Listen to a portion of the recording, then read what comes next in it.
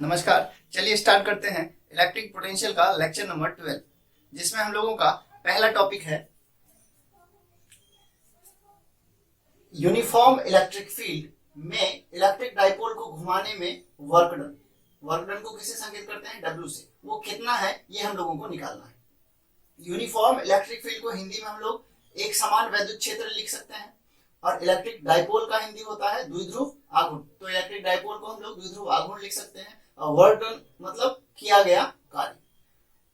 तो एक electric dipole को इलेक्ट्रिक फील्ड में जो घुमाने में वर्क करना पड़ता है, वो वर्क हम लोगों को निकालना है। तो जो चीज हम लोगों को ज्ञात करना है, उसके लिए हम लोगों को एक इलेक्ट्रिक फील्ड मानना होगा, और उस इलेक्ट्रिक फील्ड में एक इलेक्ट्रिक डाइपोल मानना होगा, जिसको हम लोग क्या करेंगे? घुमाएंगे।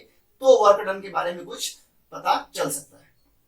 क्या क्या मानना पड़ेगा? इलेक्ट्रिक फील्ड, और क्या मानना पड़ेगा? Electric dipole. तो दो चीज हम लोग पहले बना लेते हैं। एक तो इलेक्ट्रिक फील्ड बनाना है, और कैसा बनाना है? यूनिफॉर्म।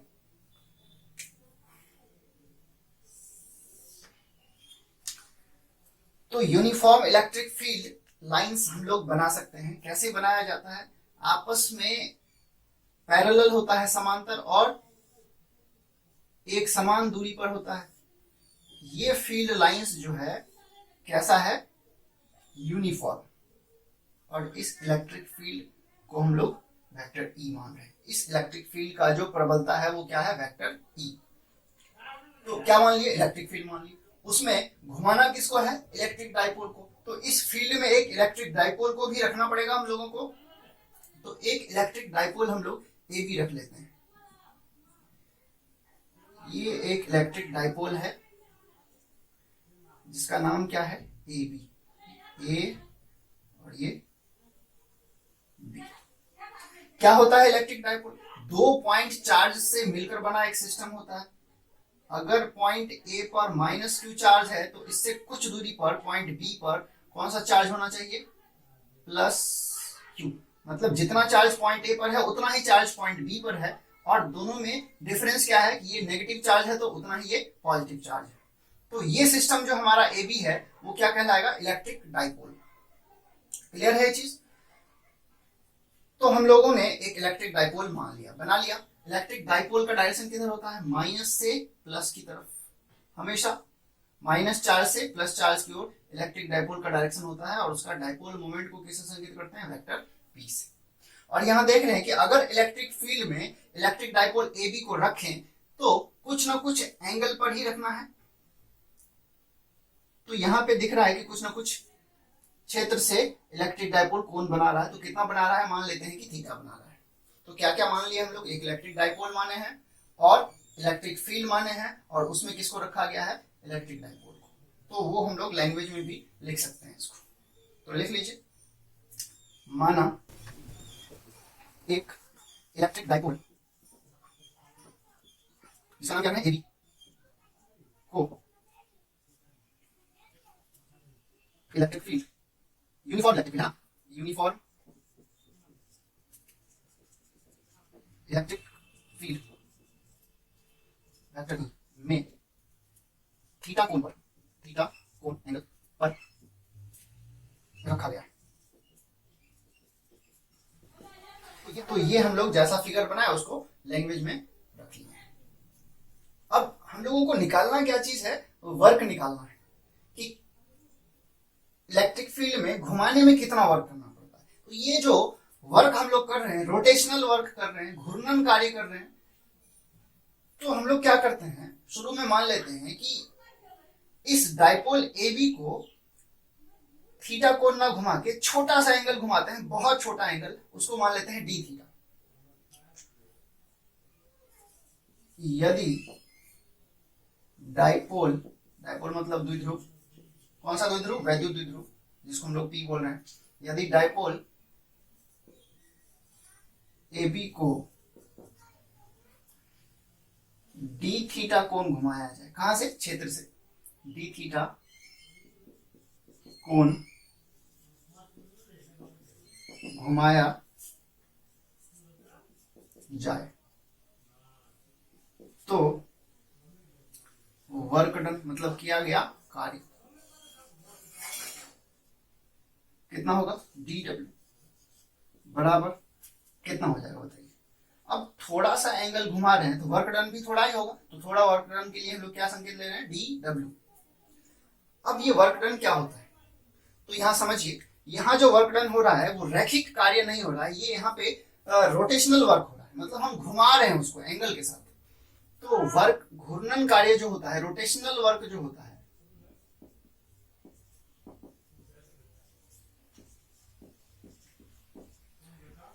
रोटेशनल वर्क क्या होता है, रोटेशनल फोर्स जिसको हम लोग बल आघूर्ण कहते हैं, बल आघूर्ण, इसी को इंग्लिश में टॉर्क कहा जाता है।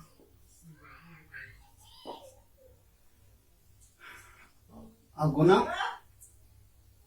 कोणीय विस्थापन, एंगुलर डिस्प्लेसमेंट, जिसको हम लोग किसे संकेत करते हैं डेल्टा थीटा से। यह है कोणीय विस्थापन और यह है घूर्णन बल। तो बल आघूर्ण चाहिए हम लोगों को, क्या चाहिए बल आघूर्ण टॉर्क। तो डाइपोल का टॉर्क होता है टाउ, टॉर्क को टाउ से संकेत करते हैं, और विस्थापन कितना हुआ डी थीटा, तो गुना में क्या लिखेंगे डी थीटा। अब यहां बताइए टॉर्क कितना होता है पीई साइन थीटा, हम लोग चैप्टर 1 में पढ़ चुके हैं, पीई साइन थीटा, ये लगा टॉर्क। अब गुना क्या चीज डी थीटा, तो ये डी थीटा कोण घुमाने में कितना वर्क करना पड़ा पीई साइन थीटा गुना d theta. Work done d W हुआ है, क्यों, क्योंकि थोड़ा सा एंगल घुमा है, कितना डी थीटा। तो डी थीटा घुमाने में वर्क डन कितना हो गया बल आघूर्ण गुना कोणीय विस्थापन। तो बल आघूर्ण क्या होता है, टाउ का फॉर्मूला होता है पीई साइन थीटा, गुना कोणीय विस्थापन कितना कितना एंगल घुमा है डी थीटा। लेकिन हम लोगों को यहाँ पे वर्क डन निकालना है घुमाने में, छोटा सा घुमाए या बड़ा घुमाए, तो हम लोग क्या करते हैं थीटा 1 से थीटा 2 घुमाने के लिए वर्क डन निकालते हैं।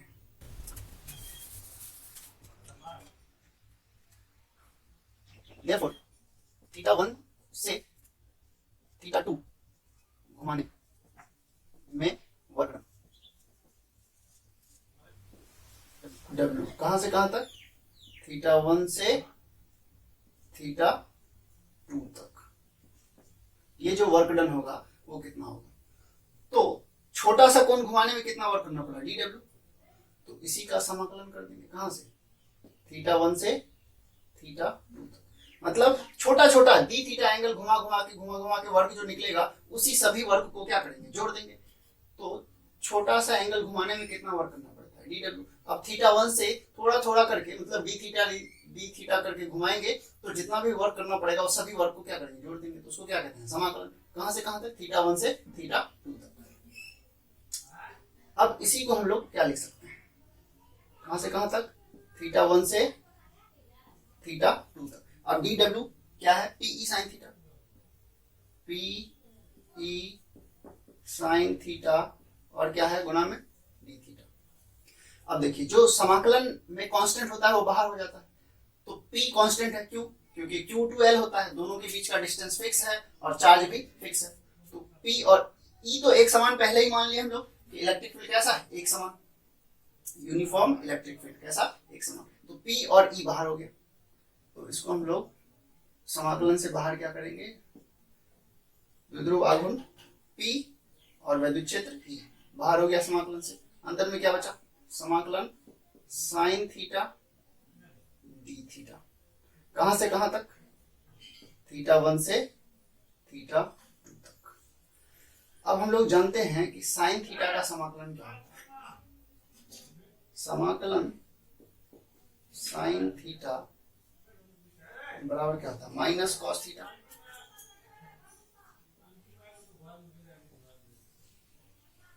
क्योंकि साइन थीटा डी थीटा का समाकलन क्या होता है माइनस कॉस थीटा, लेकिन यहाँ लिमिट लगा हुआ है, तो जो कांस्टेंट है उसको पहले लिख लीजिए पीई। अब साइन थीटा का समाकलन क्या होता है माइनस कॉस थीटा, कहां से कहां तक थीटा 1 से थीटा 2 तक। ये समाकलन का आंसर लिमिट के साथ, मतलब थीटा 1 से थीटा 2 घुमाना है हम लोगों को। तो अब हम लोग लिमिट को खोल सकते हैं, तो पी ई, अब लिमिट को खोलिए, तो माइनस जहां थीटा है वहां पे पहले अपर लिमिट रखेंगे, तो क्या हो जाएगा ये अंदर में माइनस कॉस थीटा की जगह क्या रखेंगे, थीटा रख दिए। और फिर क्या होगा, अपर लिमिट रख के फिर माइनस करते हैं, थीटा की जगह लोअर लिमिट रख के, तो माइनस, फिर क्या है माइनस कॉस और थीटा की जगह क्या रखेंगे, थीटा। तो आगे पी ई, अब यहां देखिए minus cos theta 2, minus minus क्या हो जाएगा प्लस, क्या चीज कॉस थीटा 1। अब इसको थोड़ा सीधा करके लिख लेते हैं, पॉजिटिव को पहले और नेगेटिव को बाद में। पी ई, अंदर में क्या बचा, पॉजिटिव को पहले लिखेंगे तो कॉस थीटा 1, नेगेटिव को बाद में, माइनस कॉस थीटा। किसको बराबर कर रहे थे, वर्क डन, कहां से कहां तक, थीटा 1 से थीटा 2 तक घुमाने में जो वर्क डन है, ये हमारा फॉर्मूला हो जाएगा। थीटा 1 से थीटा 2 तक घुमाने में जो वर्क डन करना पड़ता है किसको, द्विध्रुव को, वो कितना करना पड़ता है, द्विध्रुव आघूर्ण P, इलेक्ट्रिक फील्ड E, और कहां से कहां तक, थीटा 1 से थीटा 2 तक, तो cos theta 1 minus cos theta 2। ये फॉर्मूला आज से आप लोग याद रखेंगे। चलिए नोट कर लीजिए इसको, कि इलेक्ट्रिक फील्ड में इलेक्ट्रिक डाइपोल को थीटा 1 से थीटा 2 घुमाने में जो वर्क डन करना पड़ता है वो कितना करना पड़ता है, Pe cos theta 1 minus cos theta 2। चलिए नोट कीजिए इसको। तो वर्क डन हमारा निकल गया कितना, थीटा 1 से थीटा 2, इलेक्ट्रिक फील्ड में थीटा 1 से थीटा 2 घुमाएंगे तो वर्क डन कितना करना पड़ेगा, Pe cos theta 1 minus cos theta 2। तो इसमें हम लोग कुछ स्पेशल केस लेंगे, तो पहले इसको नोट कर लिया आप लोग, तो मिटा देते हैं।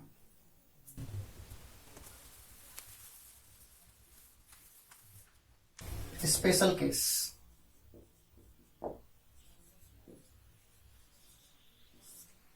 इसमें पहला पॉइंट केस का हम लोग लेंगे, यदि डाइपोल मतलब द्विध्रुव को स्थायी साम्य अवस्था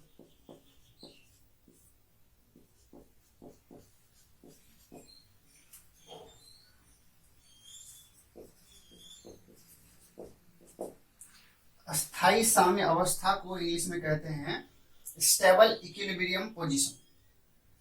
यदि डाइपोल को अस्थायी साम्य अवस्था से थीटा कोण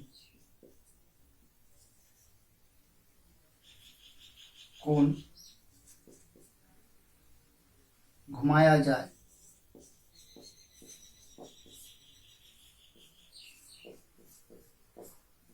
तो वर्क डन को किससे संकेत करते हैं, W से। कहां तक, अस्थायी साम्य अवस्था, मतलब जब द्विध्रुव और वैद्युत क्षेत्र एक ही दिशा में होगा, मतलब दोनों के बीच का एंगल क्या होगा, 0 डिग्री, तो उसी को कहते हैं हम लोग अस्थायी साम्य अवस्था। तो 0 डिग्री से लेकर कहां तक, थीटा कोण तक, है ना, अस्थायी साम्य अवस्था से थीटा कोण तक घुमाने में जो वर्क डन करना पड़ेगा उसका संकेत बनाया है, वो कितना करना पड़ेगा, ये हम लोगों को चाहिए कि अस्थायी साम्य अवस्था से थीटा कोण अगर घुमाएंगे तो कितना वर्क डन होगा, वो हम लोगों को निकालना है।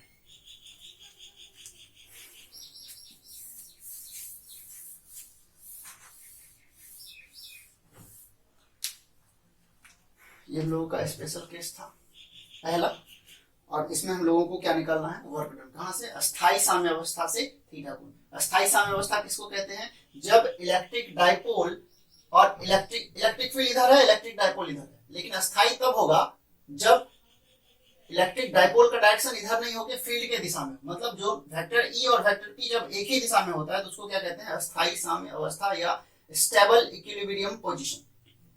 तो वर्क डन निकालना है। वर्क डन का फॉर्मूला हम लोग को पता है, थीटा 1 से थीटा 2 तक, तो वो हम लोग अप्लाई कर सकते हैं।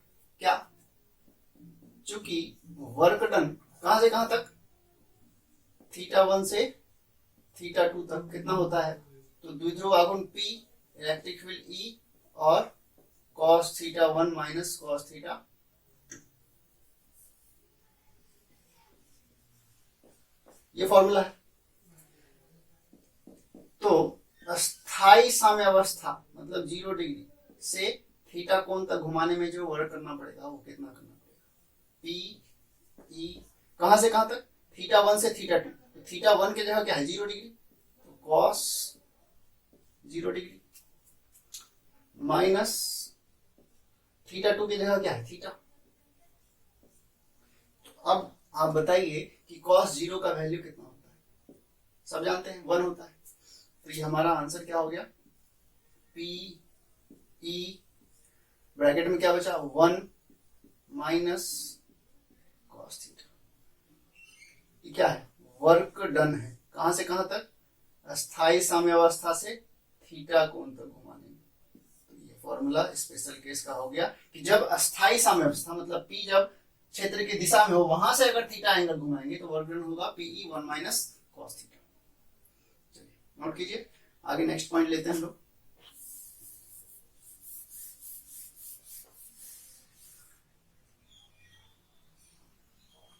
तो नेक्स्ट स्पेशल केस हम लोगों का हो जाएगा केस नंबर 2। यदि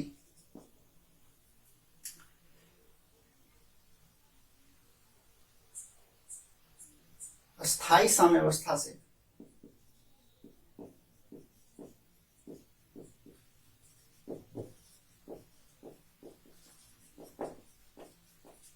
मतलब स्टेबल इक्विलिब्रियम पोजीशन मतलब दोनों P और E के बीच का एंगल कितना 0 डिग्री से 90 डिग्री घुमाया जाए तो वर्क डन कहां से कहां तक, अस्थाई साम्यावस्था से 90 डिग्री तक, वो कितना होगा ये हम लोगों को निकालना है। तो वर्क डन का फॉर्मूला हम लोग जानते हैं, चूंकि थीटा 1 से थीटा 2 तक, थीटा 1 से थीटा 2 तक घुमाने में जो वर्क डन होता है वो कितना होता है, PE cos theta 1 minus cos theta, ये वर्क डन है। लेकिन हम लोगों को 0 डिग्री से 90 डिग्री मतलब थीटा 1 से थीटा 2, तो थीटा 1 की जगह 0 डिग्री और थीटा 2 की जगह 90 डिग्री, तो PE थीटा 1 मतलब कहां से स्टार्ट कर रहे हैं 0 डिग्री से, तो cos 0 डिग्री माइनस cos 90। अब बताइए cos 0 का वैल्यू, अभी हम लोग सीखे cos 0 का वैल्यू होता है 1 और cos 90 का वैल्यू होता है 0। ऐसा हम लोग 9th क्लास से पढ़ते आ रहे हैं, 10th क्लास से। तो PE क्या बचा 1 माइनस 0, 1 माइनस 0 क्या होता है 1, तो हम लोगों का आंसर हो जाएगा PE क्या चीज वर्क डन, कहां से कहां तक, अस्थाई साम्यावस्था मतलब 0 डिग्री से 90 डिग्री तक, ये वर्क डन निकला कितना PE। चलिए एक और केस हम लोग लेंगे, बच रहा है, इसको नोट कर लीजिए।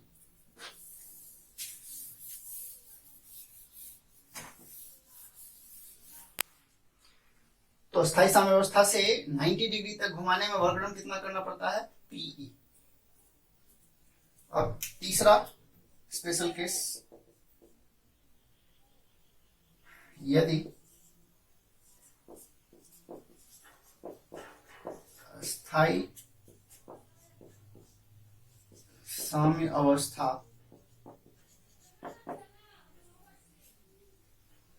से 180 डिग्री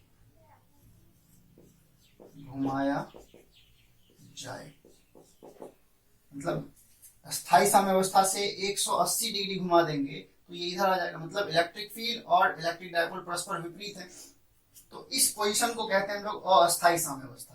तो अस्थाई साम्यावस्था से 180 डिग्री मतलब अस्थाई साम्यावस्था घुमाया जाए तो वर्क डन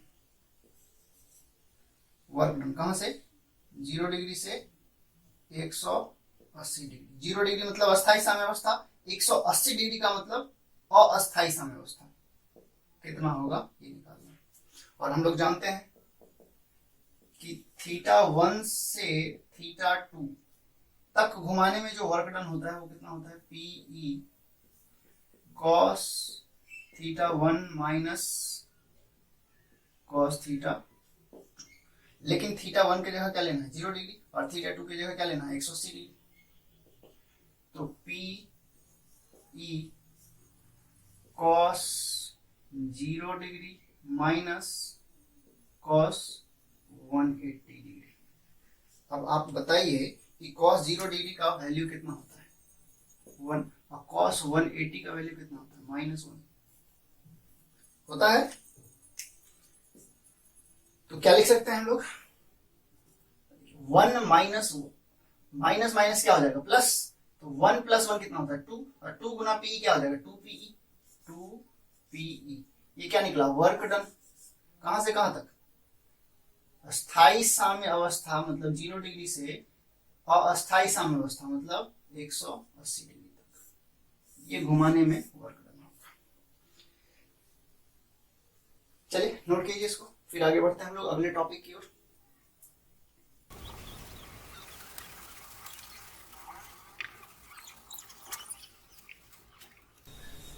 नेक्स्ट टॉपिक हम लोगों का है यूनिफॉर्म इलेक्ट्रिक फील्ड।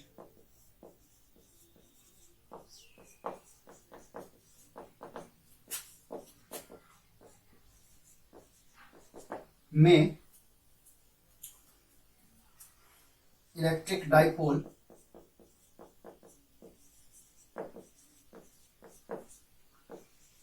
का पोटेंशियल एनर्जी,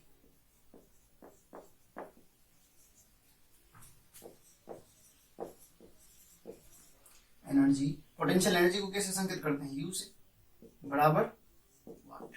ये हम लोगों का टॉपिक है कि यूनिफॉर्म इलेक्ट्रिक फील्ड में इलेक्ट्रिक डाइपोल मतलब वैद्युत द्विध्रुव का पोटेंशियल एनर्जी मतलब स्थितिज ऊर्जा, जिसको कैसे संकेत करते हैं, U से, कितना होता है, ये हम लोगों को निकालना है। तो फिर से हम लोगों को एक यूनिफॉर्म इलेक्ट्रिक फील्ड मानना होगा, उसमें एक इलेक्ट्रिक डाइपोल को रखना होगा, और तब जाके उसका पोटेंशियल एनर्जी निकालना है।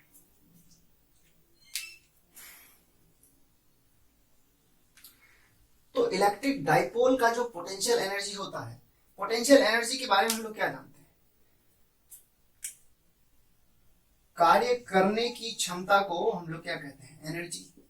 और पोटेंशियल एनर्जी क्या है, जैसे हम लोग पिछले लेक्चर में समझे थे कि ये एक स्प्रिंग है, और इसको अगर फ्री छोड़ दिया जाए तो ना ये इस तरफ जा सकता है ना ही इस तरफ आ सकता है, मतलब ये रेस्ट में, इसके पास कोई भी संभावना नहीं है कि ये इधर विस्थापित हो जाए या इससे पीछे विस्थापित हो जाए। लेकिन जब हम इस पे एक फोर्स लगाते हैं और इस फोर्स के कारण ये स्प्रिंग सिकुड़ जाता है और ये इतना छोटा हो जाता है, अब ये इतना बड़ा नहीं रह के यहां हो गया, तो अब इसके पास पॉसिबिलिटी है क्या, ये इसके पास एक संभावना है, एक एनर्जी है, जो ये यहां से यहां विस्थापित हो सकता है अगर इसको फ्री छोड़ दिया जाए तब। तो इसका मतलब इसमें एनर्जी आ गया, एनर्जी आ गया, लेकिन ये स्टोर है, फ्री छोड़ेंगे तो यूज होगा और नहीं छोड़ेंगे तो यूज नहीं होगा। तो ये जो स्टोर्ड एनर्जी होता है वो होता है पोटेंशियल एनर्जी। लेकिन कब होता है, कैसे आता है पोटेंशियल एनर्जी ऑब्जेक्ट में, जब हम इस पर वर्क करते हैं और ये वर्क हमारा इसमें एनर्जी के रूप में स्टोर हो जाता है। तो इलेक्ट्रिक डाइपोल का पोटेंशियल एनर्जी क्या होता है कि जब हम लोग इलेक्ट्रिक डाइपोल को इन्फिनिटी से, कहां से, इन्फिनिटी से इलेक्ट्रिक फील्ड में किसी पॉइंट पर रखेंगे, किसी स्थान पर रखेंगे, तो वो जो वर्क डन करना पड़ेगा इन्फिनिटी से इलेक्ट्रिक फील्ड के उस स्थान तक लाने में, वही वर्क डन स्टोर हो जाएगा पोटेंशियल एनर्जी के रूप में। तो हम लोग एक डेफिनेशन भी ले सकते हैं कि इलेक्ट्रिक डाइपोल का पोटेंशियल एनर्जी क्या होता है। क्या होता है इलेक्ट्रिक डाइपोल का पोटेंशियल एनर्जी, इन्फिनिटी से मतलब अनंत से वैद्युत क्षेत्र के किसी स्थान तक लाने में जो वर्क डन होगा, वही वर्क डन डाइपोल में पोटेंशियल एनर्जी के रूप में स्टोर हो जाएगा। तो लिख लीजिए, इलेक्ट्रिक डाइपोल को इंफिनिटी से, इंफिनिटी मतलब अनंत, इलेक्ट्रिक फील्ड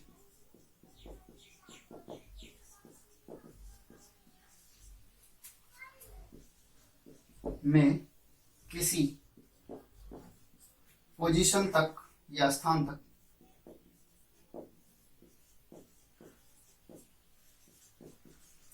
लाने में वर्क डन, मतलब किया गया कार्य।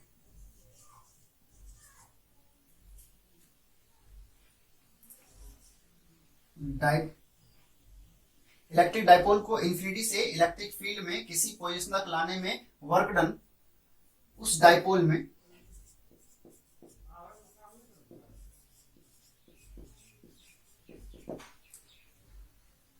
पोटेंशियल एनर्जी के रूप में स्टोर हो जाता है।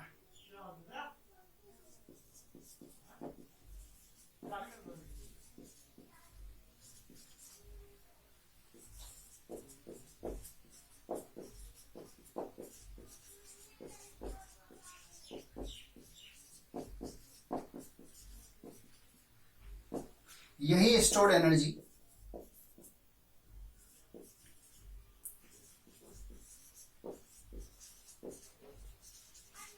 पोटेंशियल एनर्जी कहलाता है। किसका? इलेक्ट्रिक डाइपोल का।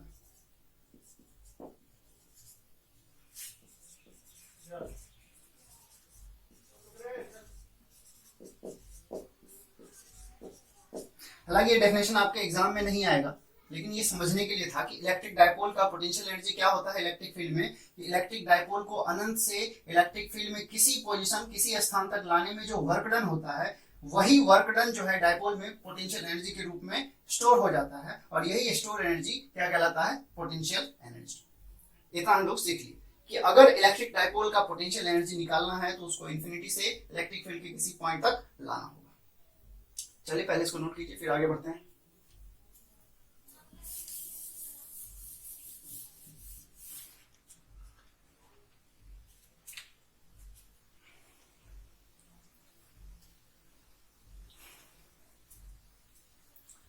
एक चीज समझना है हम लोगों को कि ये एक इलेक्ट्रिक फील्ड मान लेते हैं, यूनिफॉर्म इलेक्ट्रिक फील्ड। कैसा इलेक्ट्रिक फील्ड है? यूनिफॉर्म। और इस यूनिफॉर्म इलेक्ट्रिक फील्ड का डायरेक्शन इस तरफ है, मतलब एक्स अक्ष के दिशा में, और इस इलेक्ट्रिक फील्ड के लंबवत ये एक इलेक्ट्रिक डाइपोल ले लेते हैं। ठीक है, ये एक इलेक्ट्रिक डाइपोल है जिसका डायरेक्शन कैसा होता है? माइनस से प्लस की। ये है इलेक्ट्रिक डाइपोल वेक्टर P। ठीक, अब इसको इस तरफ लाया जा रहा है, तो देखिए इलेक्ट्रिक फील्ड इधर और डाइपोल इधर, दोनों कैसा है? लंबवत। तो जब इलेक्ट्रिक फील्ड के लंबवत इलेक्ट्रिक डाइपोल को लाया जाता है तो वर्क करना पड़ेगा। जैसे यहाँ अगर डाइपोल का डायरेक्शन इधर है तो इसका मतलब यहाँ पे माइनस क्यू चार्ज और यहाँ पर प्लस क्यू चार्ज। तो समझिए कि इलेक्ट्रिक डाइपोल को फोर्स लगा के यहाँ तक ला रहे हैं। डाइपोल क्या है? दो चार्ज से बना सिस्टम, तो पहले प्लस चार्ज को यहाँ तक ले आते हैं, वैद्युत क्षेत्र के किसी स्थान तक ले आते हैं। मान लेते हैं ये पॉइंट है ए तक लाए इसको, या इसको बी मान लीजिए। पॉइंट बी तक किसको लाए हैं? Plus Q. तो प्लस क्यू इलेक्ट्रिक फील्ड में क्या करता है? इधर जाना चाहता है, जिसको जबरदस्ती फोर्स लगा के यहाँ पे लाना होगा। सेट कर दिया यहाँ पे, ये क्या है हमारा? प्लस क्यू चार्ज है ना, प्लस क्यू चार्ज। अब माइनस क्यू को यहाँ लाना पड़ेगा, ये अपने आप आ जाएगा। तो इलेक्ट्रिक फील्ड माइनस चार्ज को खींचता है, तो ये अपने आप यहाँ तक आ जाएगा। तो इस पर एक विपरीत दिशा में फोर्स लगाना होगा ताकि जल्दी ना आ जाए, धीरे धीरे आए। तो ये चार्ज यहां से चल के इंफिनिटी से, कहां से? इंफिनिटी से पॉइंट ए तक आया है। ठीक है, इंफिनिटी से चल के कहां तक आया है? पॉइंट ए तक। कौन सा charge? Minus Q charge. Clear? अब ये क्या बना? इलेक्ट्रिक डाइपोल, जिसका डायरेक्शन किधर होता है? माइनस से प्लस की तरफ। ये एक इलेक्ट्रिक डाइपोल है जो कहां से लाए हैं इसको? इंफिनिटी से। ये इलेक्ट्रिक डाइपोल वेक्टर पी हमारा यहाँ पे आ गया। अब देखिए, प्लस चार्ज को तो लाना पड़ेगा, तो यहाँ वर्क पॉजिटिव हुआ, और माइनस चार्ज अपने आप यहाँ आएगा तो वर्क नेगेटिव हुआ। तो जितना पॉजिटिव वर्क उतना ही नेगेटिव वर्क। तो डाइपोल का नेट वर्क कितना? 0। तो किया गया कार्य जो है इंफिनिटी से लंबवत अगर इलेक्ट्रिक फील्ड के लाएंगे इलेक्ट्रिक फील्ड के किसी भी स्थान पर, तो वो कितना होगा? जीरो। तो इंफिनिटी से इलेक्ट्रिक फील्ड के किसी स्थान तक लाने में वर्क डन जो है वो क्या कहलाता है? Potential energy. तो पोटेंशियल एनर्जी जीरो होता है कब? जब इलेक्ट्रिक फील्ड के लंबवत इलेक्ट्रिक फील्ड में लाते हैं डायपोल को, तब। तो इसको हम लोग नोट में लिख लें, बहुत इंपॉर्टेंट नोट होगा ये हम लोगों का। क्या लिखेंगे कि जब डायपोल मतलब इलेक्ट्रिक डायपोल को इलेक्ट्रिक फील्ड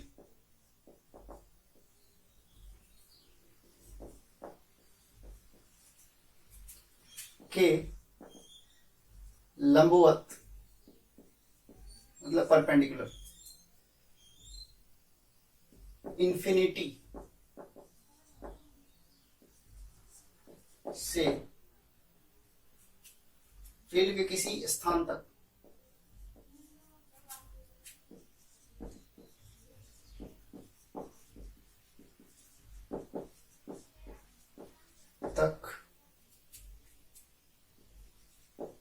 लाया जाए तो वर्क डन हमेशा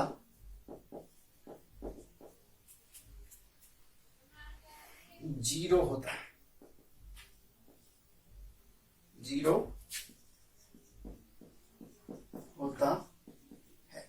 ये पॉइंट आपको याद रखना है कि इंफिनिटी से अगर इलेक्ट्रिक फील्ड के लंबवत किसी स्थान तक लाया जाए डायपोल पी को, तो उसका वर्क डन क्या होता है? जीरो। क्या लॉजिक है कि जीरो होता है? क्योंकि प्लस चार्ज को अगर इलेक्ट्रिक फील्ड के इस पॉइंट तक लाएं तो लाना पड़ेगा, अपने आप नहीं आएगा, लेकिन माइनस चार्ज तो अपने आप खींचा हुआ चला आएगा।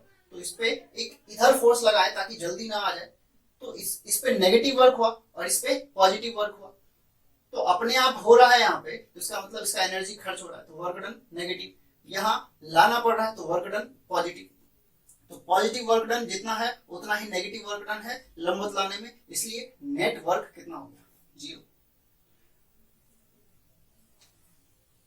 तो ये हमेशा आप याद रखें कि वर्क डन जो होता है क्या होता है? जीरो होता है लंबवत लाते हैं तब।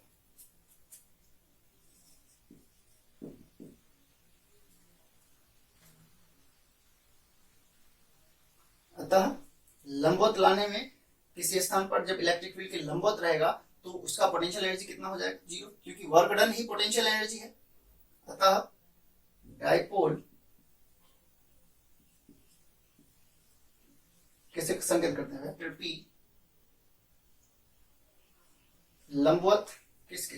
वैद्युत क्षेत्र के, परपेंडिकुलर है वैद्युत क्षेत्र के। तो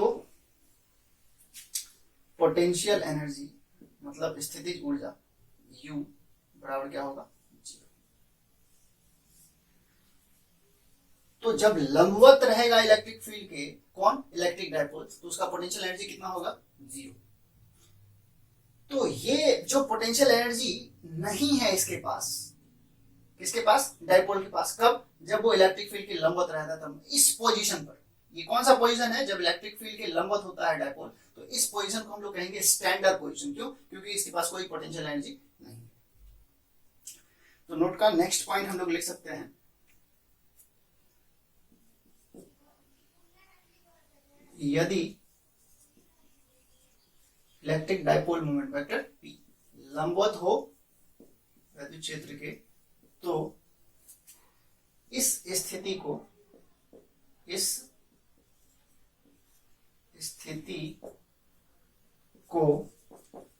मानक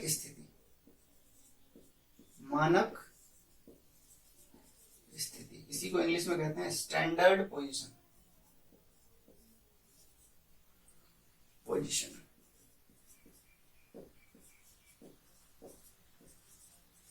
कहा जाता है। चलिए नोट कीजिए, फिर आगे बढ़ते हैं। तो स्टैंडर्ड पोजीशन पे मतलब जब इलेक्ट्रिक फील्ड के लंबवत हो इलेक्ट्रिक डायपोल, तो उसका पोटेंशियल एनर्जी कितना होता है? जीरो। ये एक ऑब्जेक्टिव बन गया हम लोगों का कि मानक स्थिति में पोटेंशियल एनर्जी कितना होता है? जीरो। और मानक स्थिति तक लाने में जो वर्क डन होता है इन्फिनिटी से मानक स्थिति तक लाने में वर्क डन, वो भी कितना होता है? जीरो। तो वर्क डन जीरो तो पोटेंशियल एनर्जी भी जीरो, क्योंकि कोई कार्य होगा नहीं तो उसमें कोई भी एनर्जी स्टोर नहीं होगा। अगर स्प्रिंग को हम नहीं दबाएं तो उसमें कोई पोटेंशियल एनर्जी नहीं आएगा। तो वर्क डन होगा तो पोटेंशियल एनर्जी होगा, और वर्क डन अगर नहीं होता है तो पोटेंशियल एनर्जी नहीं होगा।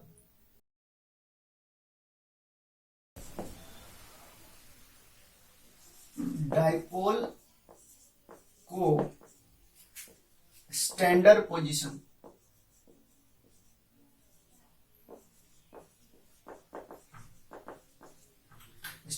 मतलब लंबवत। डाइपोल को स्टैंडर्ड पोजीशन मतलब मानक स्थिति से थीटा कोण घुमाने में वर्क डन।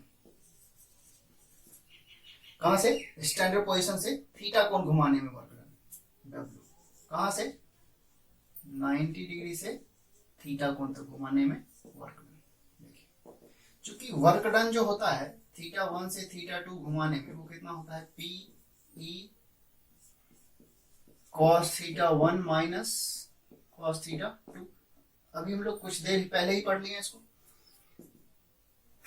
तो देयरफॉर वर्क डन कहां से? मानक स्थिति मतलब 90 डिग्री से थीटा कोण तक घुमाने में क्या हो जाएगा? पीई।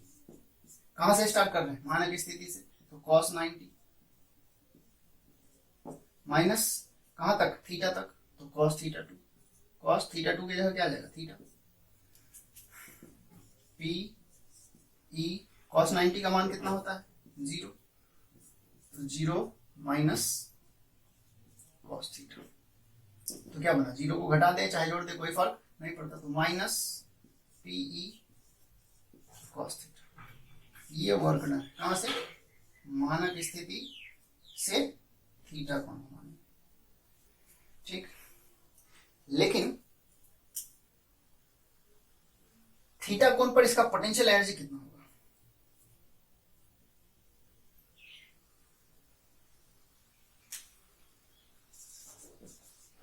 अतः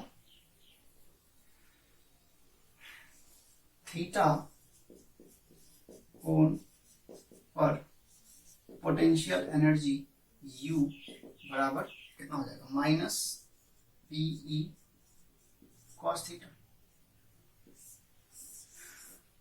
थीटा कोण पर डाइपोल का पोटेंशियल एनर्जी कितना हो जाएगा? Minus p E cos theta. क्यों? क्योंकि स्टैंडर्ड पोजीशन से थीटा तक घुमाने में जो वर्क डन होगा वही उसका पोटेंशियल एनर्जी होगा, क्योंकि वर्क डन ही क्या होता है? Potential energy. स्टैंडर्ड पोजीशन पर कितना था? 0 वर्क डन था। क्यों 0 था? क्योंकि इन्फिनिटी से स्टैंडर्ड पोजीशन पर लाने में जो वर्क डन था वो कितना था? नेट वर्क डन 0, तो पोटेंशियल एनर्जी भी 0। लेकिन घुमाने में जो वर्क डन करना पड़ रहा है स्टैंडर्ड से थीटा तक, वो कितना करना पड़ रहा है? Minus p E cos theta. तो इसका मतलब है कि थीटा कोण तक घुमाने में वर्क डन क्या है? Minus p E cos theta. तो थीटा कोण पर पोटेंशियल एनर्जी कितना हो जाएगा? थीटा तक लाने में जो वर्क डन है वही उसका क्या कहलाएगा? Potential energy. या इसको हम लोग ऐसे भी लिख सकते हैं, U बराबर, देखिए पीई कॉस थीटा, तो पी तो सदिश राशि है तो वेक्टर पी, और cos theta E cos theta है तो अदिश गुणनफल, तो डॉट प्रोडक्ट, फिर क्या है? माइनस। तो पोटेंशियल एनर्जी क्या होता है? द्विध्रुव आघूर्ण तथा वैद्युत क्षेत्र के डॉट प्रोडक्ट के नेगेटिव के बराबर। ये हम लोगों का पोटेंशियल एनर्जी का फॉर्मूला हो गया। किसमें? इलेक्ट्रिक फील्ड में। कितना एंगल पर? थीटा एंगल पर। यह है थीटा एंगल। चलिए आगे बढ़ते हैं स्पेशल केस की ओर। स्पेशल केस,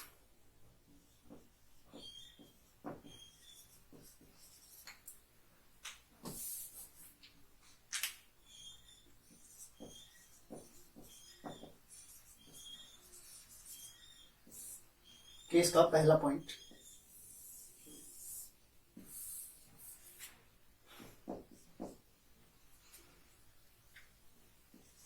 जीरो डिग्री पर पोटेंशियल एनर्जी U बराबर कितना? किसका? डाइपोल का। चूंकि थीटा कोण पर जो पोटेंशियल एनर्जी डाइपोल का होता है वो कितना होता है? माइनस पीई कॉस थीटा, है ना, minus p E cos theta. Therefore 0 degree मतलब अस्थाई साम्यावस्था में पोटेंशियल एनर्जी कितना हो जाएगा, माइनस पीई, थीटा कितना लेना है, 0 डिग्री। ये थीटा कोण पर क्या था, पोटेंशियल एनर्जी, कितने एंगल पर, थीटा एंगल पर।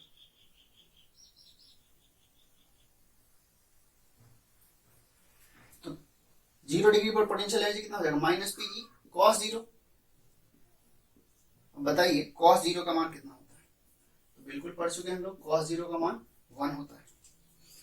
तो P गुना E गुना 1, पीई माइनस है तो क्या बना ये, माइनस पीई, क्या चीज, पोटेंशियल एनर्जी, कहां पर, 0 डिग्री पर, मतलब मानक स्थिति पर पोटेंशियल एनर्जी कितना होता है, माइनस पीई।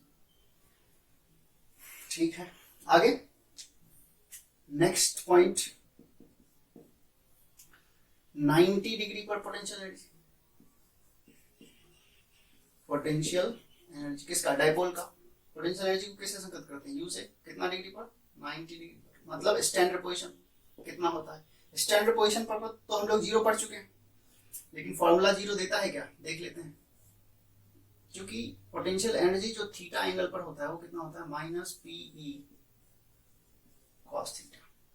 लेकिन हम लोगों को क्या निकालना है, मानक स्थिति मतलब 90 डिग्री पर potential energy, minus p E cos 90।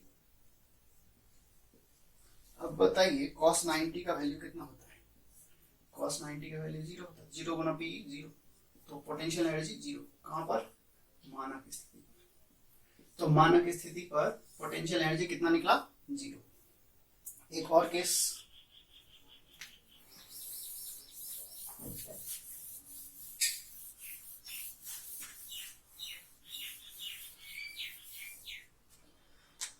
Third case, 180 degree पर पोटेंशियल एनर्जी यू से संकेत करते हैं क्या, 180 डिग्री मतलब अस्थाई साम्यावस्था पर पोटेंशियल एनर्जी कितना होगा। चूंकि थीटा एंगल पर पोटेंशियल एनर्जी कितना होता है, माइनस पीई कॉस थीटा, इसलिए अस्थाई साम्यावस्था मतलब 180 डिग्री पर पोटेंशियल एनर्जी कितना हो जाएगा, माइनस पीई कॉस थीटा की जगह कितना लेना है, 180, अस्थाई साम्यावस्था। और कॉस 180 का वैल्यू कितना होता है, -1, तो कॉस 180 का वैल्यू कितना होता है, -1, तो माइनस गुना माइनस प्लस, तो ये हो जाएगा पीई, क्या चीज, 180। तो अस्थाई साम्यावस्था में पोटेंशियल एनर्जी कितना, पीई। चलिए आगे हम लोग एक स्पेशल कंक्लूजन लिखेंगे, नोट में ही लिख लेते हैं इसको। आपको निकालना है कि अस्थाई साम्य अवस्था में पोटेंशियल एनर्जी और अस्थाई साम्य अवस्था में पोटेंशियल एनर्जी, ये क्या है, अस्थाई साम्य अवस्था का पोटेंशियल एनर्जी, ये क्या है, सॉरी अस्थाई साम्य अवस्था का पोटेंशियल एनर्जी, ये क्या है, अस्थाई साम्य अवस्था का पोटेंशियल एनर्जी, दोनों का क्या अंतर, मतलब माइनस करना है, तो इसको हम लोग डेल्टा यू भी कह सकते हैं, फाइनल माइनस इनिशियल, मतलब पोटेंशियल एनर्जी का डिफरेंस कितना हो जाएगा। तो 180 पर कितना था, पी, तो ये आप लोगों को निकालना है कि कितना होता है, तो आगे निकाल लेते हैं। जो कि U180 माइनस U0 मतलब अस्थाई साम्यावस्था का पोटेंशियल एनर्जी माइनस अस्थाई साम्यावस्था का पोटेंशियल एनर्जी, अस्थाई का पोटेंशियल एनर्जी कितना है, पीई, फिर क्या है बीच में माइनस अस्थाई साम्यावस्था का पोटेंशियल एनर्जी, ये है अस्थाई साम्यावस्था का पोटेंशियल एनर्जी कितना है, माइनस पीई, माइनस पीई, आगे बढ़ाइए इसको, तो पीई माइनस माइनस क्या हो जाएगा, प्लस पी, तो कितना आया 2पीई, तो क्या संकेत करता है ये, U180 मतलब पोटेंशियल एनर्जी अस्थाई साम्यावस्था का और पोटेंशियल एनर्जी अस्थाई साम्यावस्था के अंतर का मान कितना आया, 2पीई, इतना लिखिए। लेकिन हम लोग 2पीई के बारे में और कुछ भी पढ़ चुके हैं। 2पीई क्या है,